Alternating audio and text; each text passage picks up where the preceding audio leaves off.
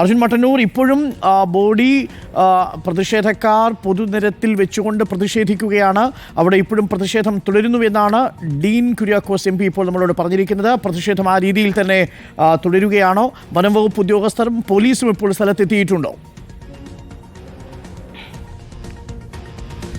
അരുൺകുമാർ, അത്തരത്തിൽ പ്രതിഷേധം ഇപ്പോഴും തുടരുകയാണ്. ഇത് ആദ്യമായിട്ടല്ല, ഈ പലതവണയാണ് ഈ മേഖലയിൽ ഇത്തരം കാട്ടാൻ ആക്രമണങ്ങൾ ഉണ്ടാവുന്നത്, കാട്ടാൻ ആക്രമണത്തിൽ മരണങ്ങൾ ഉണ്ടാവുന്നത്. ഇതിൽ ഏറ്റവും അർജുൻ മട്ടന്നൂർ, എന്തോ ഒരു ചെറിയ ശബ്ദവിനിമയത്തിൽ ഒരു തടസ്സം നേരിട്ടിട്ടുണ്ട്. എൽദോസ് ആണ് കൊല്ലപ്പെട്ടിരിക്കുന്നത്. ബസ് ഇറങ്ങി വീട്ടിലേക്ക് പോകുന്നത് വഴിയിൽ ആനയുടെ ആക്രമണത്തിനിരയാവുകയായിരുന്നു. ഇപ്പോൾ പ്രതിഷേധവുമായി നാട്ടുകാർ വനം വകുപ്പ് ഉദ്യോഗസ്ഥരെ കൂടി തടഞ്ഞു വെച്ചുകൊണ്ടാണ് പ്രതിഷേധം ഇപ്പോൾ നടത്തുന്നത്. കോതമംഗലത്ത് ഉരുളൻതണ്ണിയിലാണ് കാട്ടാനയുടെ ആക്രമണം ഉണ്ടായത്. നമുക്ക് ജോഷിയെ കൂടി ഒന്ന് ശ്രമിക്കാം. ജോഷി, അവിടുത്തെ ആ കുട്ടൻപുഴയിലാണ് നേരത്തെ 3 വനിതകൾ കാണാതായത്. അവരെ പക്ഷേ നമുക്ക് തിരിച്ചു കൊണ്ടുവരാൻ സാധിച്ചു. 6 മാസങ്ങൾക്ക് മുമ്പ് ഇന്ദിര എന്നു പേരുള്ള ഒരു വീട്ടമ്മ, 71 വയസ്സുള്ള ഒരു വയോധികയെ ആന ആക്രമിച്ചിരുന്നു. ഭർത്താവിന് ചായ കൊടുക്കാൻ പോകുമ്പോൾ ആന പാഞ്ഞെത്തി കൊല്ലുകയായിരുന്നു. അവരുടെ ആക്രമണത്തിൽ നിന്ന് സൂസൻ എന്ന് പറയുന്ന മറ്റൊരു വനിത അത്ഭുതകരമായിട്ടാണ് രക്ഷപ്പെട്ടത്. ഇപ്പോൾ ഇതാ വീണ്ടും 6 മാസത്തിനു ശേഷം മറ്റൊരു വാർത്ത കൂടി എത്തുന്നു. വീണ്ടും ഒരു യുവാവിനെ ആന ചവിട്ടിക്കൊന്നിരിക്കുന്നു. അർജുൻ മട്ടന്നൂർ നേരത്തെ പറഞ്ഞത് തുടരാം. ഇപ്പോഴും പ്രതിഷേധം തുടരുകയാണ്. 10, 11, 6, 7 മാസത്തിനുള്ളിൽ നടക്കുന്ന രണ്ടാമത്തെ കാട്ടാന കൊലപാതകമാണല്ലേ?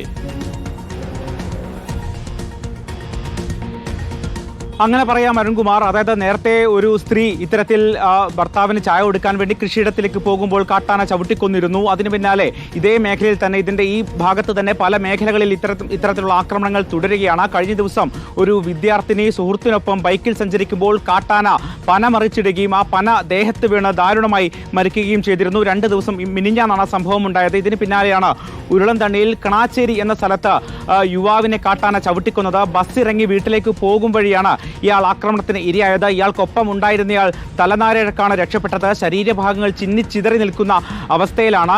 ഈ ഭാഗത്തേക്ക് പോലീസും വനംവകുപ്പ് ഉദ്യോഗസ്ഥരും എത്തിയെങ്കിൽ പോലും നാട്ടുകാർ അവരെ തടഞ്ഞിരിക്കുകയാണ്. ഈ മേഖലയിൽ ഫെൻസിംഗ് അടക്കം കാര്യക്ഷമമായി പ്രവർത്തിക്കുന്നില്ല എന്ന് നേരത്തെ തന്നെ നാട്ടുകാർ ആരോപണം ഉന്നയിച്ചിരുന്നു. നിരവധി തവണ പരാതികൾ ഉന്നയിച്ചിരുന്നു. കാട്ടാന നാട്ടിലേക്ക് ഇറങ്ങുകയും കൃഷിയിടങ്ങളിൽ അടക്കം എത്തുകയും ചെയ്യുമ്പോൾ നാട്ടുകാർ വനംവകുപ്പ് ഉദ്യോഗസ്ഥരെ വിളിക്കും. പക്ഷേ വാഹനത്തിൽ ഡീസൽ ഇല്ല എന്നടക്കം പറഞ്ഞുകൊണ്ട് വനംവകുപ്പ് ഉദ്യോഗസ്ഥർ വരാറില്ല എന്നും പരാതി ഉയരുന്നുണ്ട്. എന്തായാലും മേഖലയിൽ പ്രതിഷേധം ശക്തമാണ്. നാട്ടുകാർ കൂട്ടം കൂടി നിൽക്കുകയാണ്. ഈ മൃതദേഹം ആ സ്ഥലത്ത് നിന്ന് മാറ്റാൻ പോലും ഇതുവരെ കഴിഞ്ഞിട്ടില്ല. എന്തായാലും ദാരുണമായ സംഭവം വീണ്ടും ഉണ്ടായിരിക്കുന്നു എന്നുള്ളതാണ് പ്രധാനപ്പെട്ട കാര്യം. ബസ് ഇറങ്ങി വീട്ടിലേക്ക് പോകും വഴിയാണ് ഈ ആക്രമണം ഉണ്ടായത്. ഇയാൾക്കൊപ്പം മറ്റൊരാൾ കൂടി ഉണ്ടായിരുന്നു. അയാൾ തലനാരിഴക്കാണ് രക്ഷപ്പെട്ടത് എന്നും റിപ്പോർട്ടുകൾ വരുന്നുണ്ട്. എന്തായാലും ഉരുളൻതണ്ണിയിൽ കണാച്ചേരി എന്ന് പറയുന്ന സ്ഥലത്ത് ചേർന്നുള്ള മേഖലയിലാണ് ഈ വഴിയിൽ ഒരിടത്തും വഴിവിളക്കുണ്ടായിരുന്നില്ല എന്നാണ് അറിയാൻ സാധിക്കുന്നത്. വനാതിർത്തിയോട് ചേർന്ന് കിടക്കുന്ന പ്രദേശത്ത് ഒരു ഫെൻസിംഗ് സ്ഥാപിക്കണമെന്ന് നാട്ടുകാർ കുറെ കാലമായി ആവശ്യപ്പെടുന്നുണ്ടായിരുന്നു. സർക്കാരിന്റെ കയ്യിൽ പണമുണ്ടായിരുന്നിട്ടും വനം വകുപ്പിന്റെ കയ്യിൽ ആ പണത്തിനും യാതൊരു കുറവും ഇല്ലാതിരുന്നിട്ടും വനം വകുപ്പ് വേണ്ടത്ര ജാഗ്രത കാണിച്ചില്ല എന്നാണ് നാട്ടുകാരുടെ ആരോപണം. ഇന്ദിര മരിക്കുമ്പോൾ സർക്കാർ ഉറപ്പ് നൽകിയതാണ് അവിടെ പൂർണ്ണമായിട്ടും ഫെൻസിംഗ് നടത്തും. വലിയ രീതിയിൽ അന്ന് ഇന്ദിരയുടെ മൃതശരീരമൊക്കെ ഫ്രീസറിൽ വെച്ച് സമരപ്പന്തലിൽ വെച്ച് വലിയ രീതിയിലുള്ള പ്രതിഷേധം അന്ന് നമ്മൾ കണ്ടതാണ്.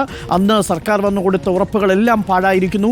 അതിനുശേഷം മറ്റൊരു ചെറുപ്പക്കാരനോടൊപ്പം ബൈക്കിൽ സഞ്ചരിക്കവേ ഒരു കോളേജ് വിദ്യാർത്ഥിനി അതിദാരുണമായി തലയിൽ ആന മറിച്ചിട്ട പന വീണ് മരണം സംഭവിച്ചു. ഇപ്പോൾ എൽദോസിന്റെ മരണം കൂടിയാവുന്നു. നാട്ടുകാർ വലിയ പ്രതിഷേധത്തിലാണ്.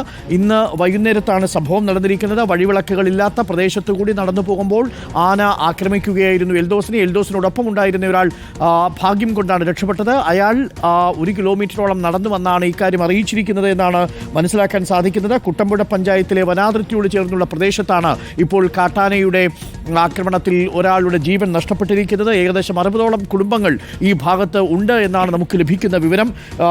വഴിയിൽ ഒരിടത്തും വഴിവിളക്കുണ്ടായിരുന്നില്ല. വഴിവിളക്കില്ലാതെ പൂർണ്ണമായിട്ടും ഇരുട്ട് മൂടിക്കിടന്ന പാതയിൽ ആന നിന്നത് കാണാതെ എൽദോസിനെ ഈ ആന ആക്രമിക്കുകയായിരുന്നു. എൽദോസിനോടൊപ്പം ബസ് ഇറങ്ങി വീട്ടിലേക്ക് പോവുകയായിരുന്ന മറ്റൊരാളാണ് ഈ വിവരം പുറത്തെത്തിച്ചത്.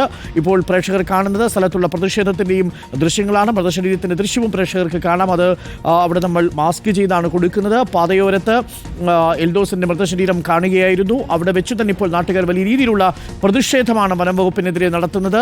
പോലീസും വനം വകുപ്പ് ഉദ്യോഗസ്ഥരും അവിടെ എത്തിയിട്ടുണ്ട്. വനം വകുപ്പ് ഉദ്യോഗസ്ഥരെ തടഞ്ഞു വെച്ചുകൊണ്ട് പ്രതിഷേധിക്കുകയാണ് നാട്ടുകാർ. ഏകദേശം 1 കിലോമീറ്റർ ദൂരം കൂടി എൽദോസ് സഞ്ചരിച്ചിരുന്നെങ്കിൽ വീട്ടിലെത്തുമായിരുന്നു. ഉണ്ടായിരുന്നു. പക്ഷേ വഴിവിളക്കുകൾ ഇല്ലാഞ്ഞതും അർജുൻ മട്ടന്നൂർ എൽദോസിന് വിനയായി എന്ന് വേണം കരുതാൻ. ഇരുട്ടിൽ എൽദോസ് ഒരുപക്ഷെ ആനയെ കണ്ടിരിക്കാനുള്ള സാധ്യതയില്ല. വഴിയിൽ ആനയുടെ സാന്നിധ്യം ഉണ്ടായിരുന്നു. വഴിവിളക്ക് പോലും സർക്കാർ അവിടെ വനം വകുപ്പ് ഒരുക്കിയിരുന്നില്ല എന്നതാണ് നമ്മൾ മനസ്സിലാക്കുന്നത്. ഈ ബസ് ഇറങ്ങിയ സ്ഥലത്ത് നിന്നും 1 കിലോമീറ്റർ കൂടി സഞ്ചരിച്ചാൽ അദ്ദേഹത്തിന് വീട്ടിലേക്ക് പോകാൻ കഴിയുമായിരുന്നു. ആ യാത്രാമധ്യയാണ് എൽദോസിന് ഇപ്പോൾ ജീവൻ നഷ്ടപ്പെട്ടിരിക്കുന്നത്.